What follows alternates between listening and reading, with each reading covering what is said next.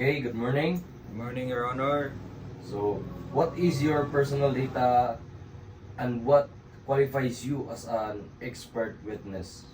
So, Your Honor, I am Denmark James B. Dilema, a legal age, currently residing Dumingag, Sambonga del Sur, Barangay San Pedro.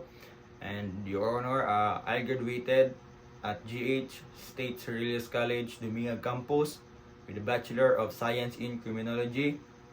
And also, Your Honor, year 2016, Your Honor, I took the board exam, Your Honor, and luckily, I passed it, Your Honor.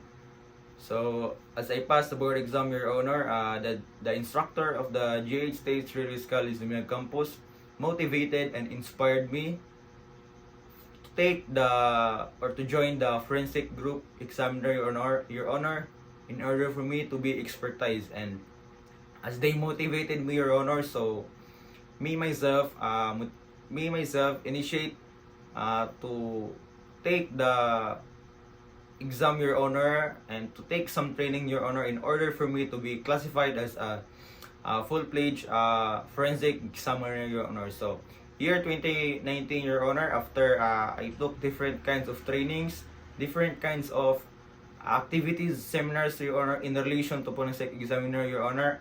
And now I am proudly to represent that I am a forensic examiner, Your Honor, with the product of the GH State Cerrillos College, Your Honor. Before we proceed, can you tell me about the facts of the case? So as you can see in my mock trial fingerprint evidence comparison chart, Your Honor, as a judicial affidavit, Your Honor, we have the people of the Philippines versus KJ Kapangpangan Akal, Your Honor, with a criminal case 12345, which is the robbery with intimidation, Your Honor, which is governed by the Article 293 of the Revised Penal Code, Your Honor. So, how did you receive the evidence specimen as part of the forensic group regional office? So, Your Honor, I received the evidence specimen as part of the evidence group of the regional office, Your Honor, which is in Pagadian City, Your Honor. In this specimen, Your Honor, they gave me in first, Your Honor, the crime scene group or the first responder cover the specimen, Your Honor, in the crime scene and give it to the prosecution, Your Honor, in order for them to designate me to differentiate, clarify the evidence, Your Honor, and also upon receiving it, the specimen, Your Honor, I was carefully labeled it, Your Honor, checked, and documented, and in order for us as a forensic examiner, Your Honor, to avoid being tampered, Your Honor. And also, we follow the proper handling and chain of custody we follow to preserve the integrity of the specimen, Your Honor, during the examination process, Your Honor.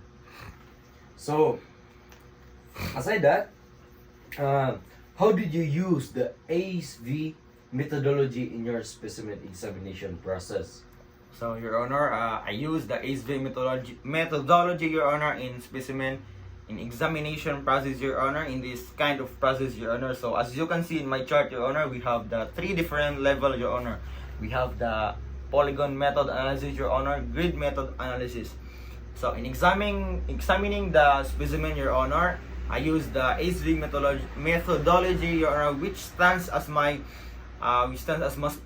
basis, Your Honor, in order for me to analyze, comparison, and evaluate the quality of the specimen, Your Honor. So, at first, Your Honor, I compared the specimen, Your Honor, analyze and detail the quality of the specimen, Your Honor.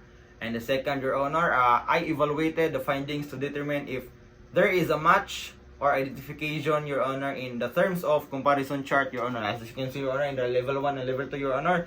In the level 1, Your Honor, as you can see in the legend, Your Honor, there are many bifurcation and ending dates, Your Honor. And in the level 2, Your Honor, we have different kinds of broad location of the legends, Your Honor, which is we upgrade or we more classified, Your Honor, or verified the different kinds of legend, Your Honor, in order for us to determine the different kinds of locations and the quality of the specimen as we discovered in the evidence, Your Honor. And lastly, Your Honor, the results were verified for my co-another examiner, Your Honor, and ensure the reliability and the quality of the examiner, Your Honor, in order for us to determine the different kind of quality of the evidence, Your Honor. Okay, thank you, Mr. Dilema. And that's all, Your Honor. Thank you.